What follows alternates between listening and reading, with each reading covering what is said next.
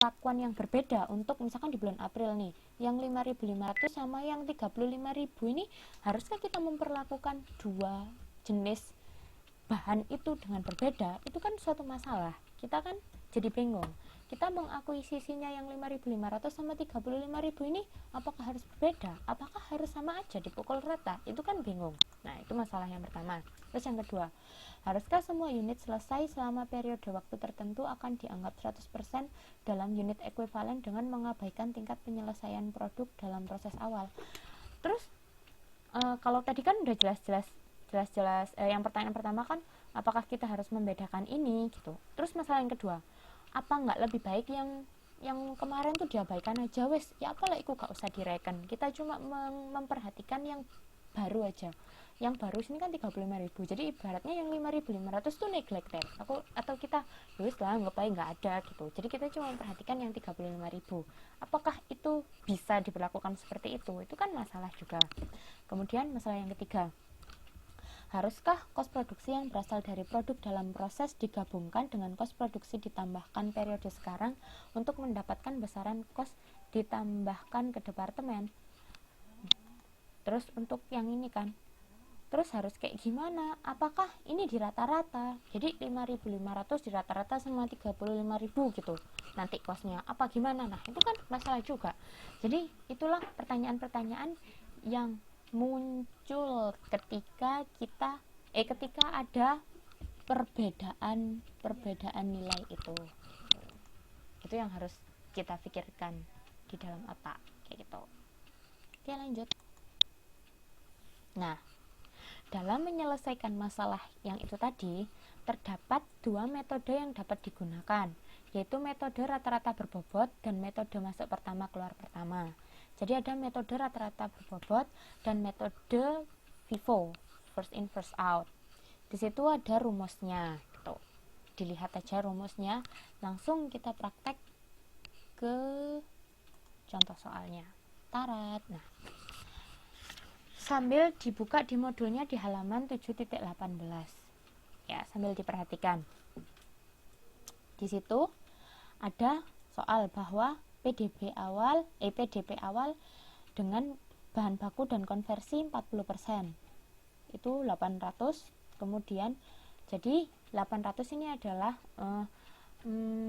produk yang belum jadi dari periode sebelumnya. Kemudian yang masuk bahan yang baru yang masuk ke periode itu adalah 1.200.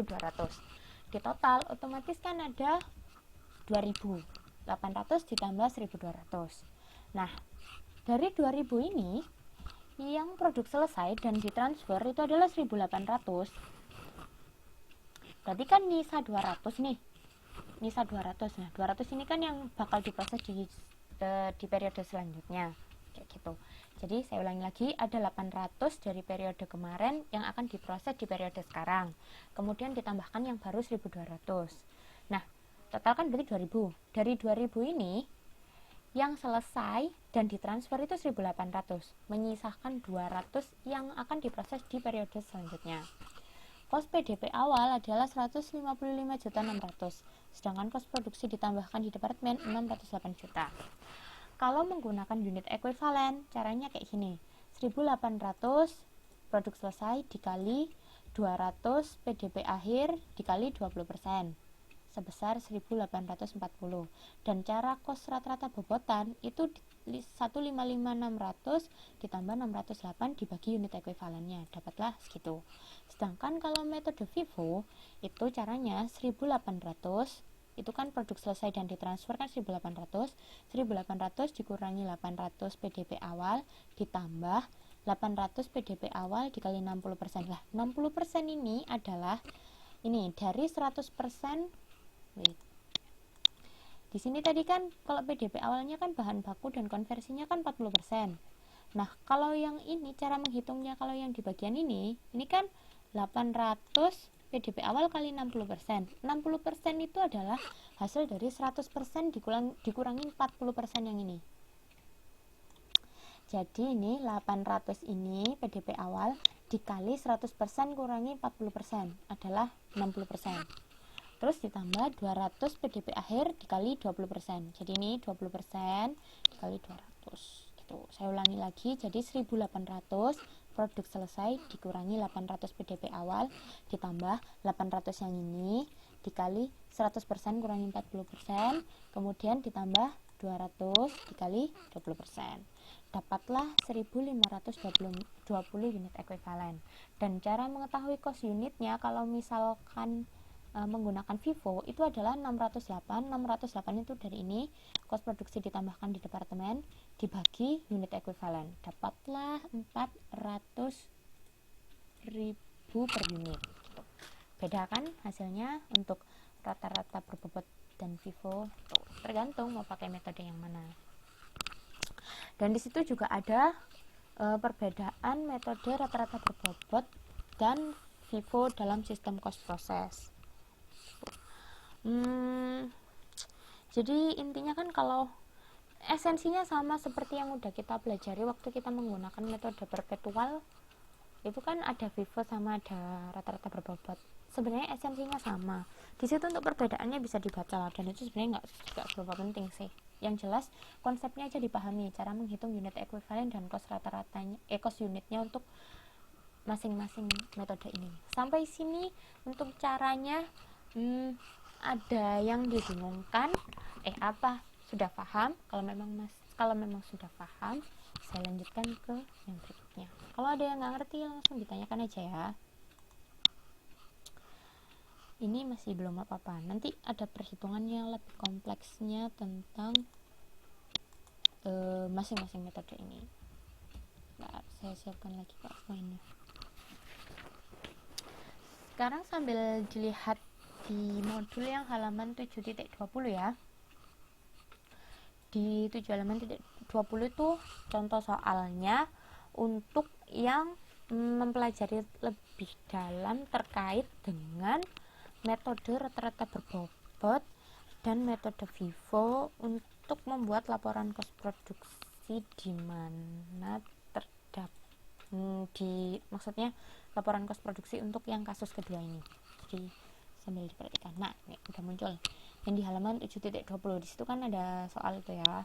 Kalau PDP awal untuk yang departemen A 4.000, untuk yang departemen B 6.000 dengan untuk yang departemen A bahan baku 100%, konversi 40%, departemen B bahan baku 100%, konversi 20%.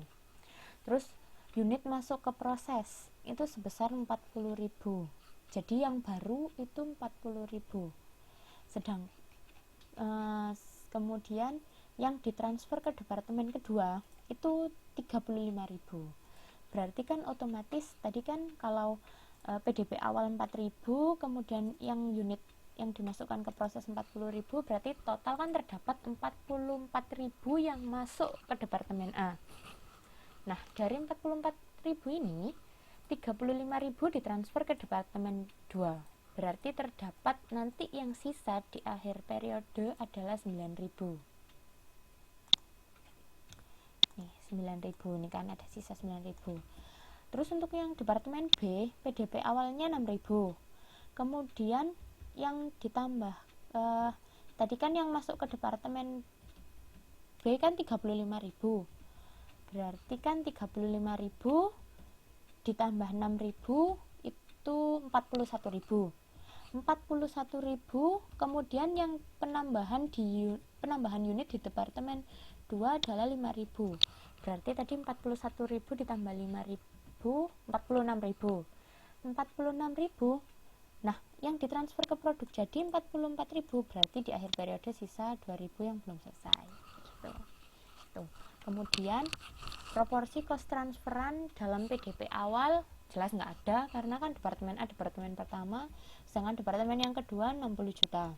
Dan di sini ada yang kos bahan baku untuk PDP awal masing-masing ini untuk departemen A departemen B, dan selama periode yang ditambahkan adalah ini untuk departemen A dan departemen B. Oke, saya lanjutkan. Untuk yang pertama kita bahas tentang metode rata-rata berbobot. Nah, sambil dilihat di modul di halaman 7.22. Sebentar. Nah, oke, di halaman 7.22. Untuk yang pertama, departemen A dari kuantitas.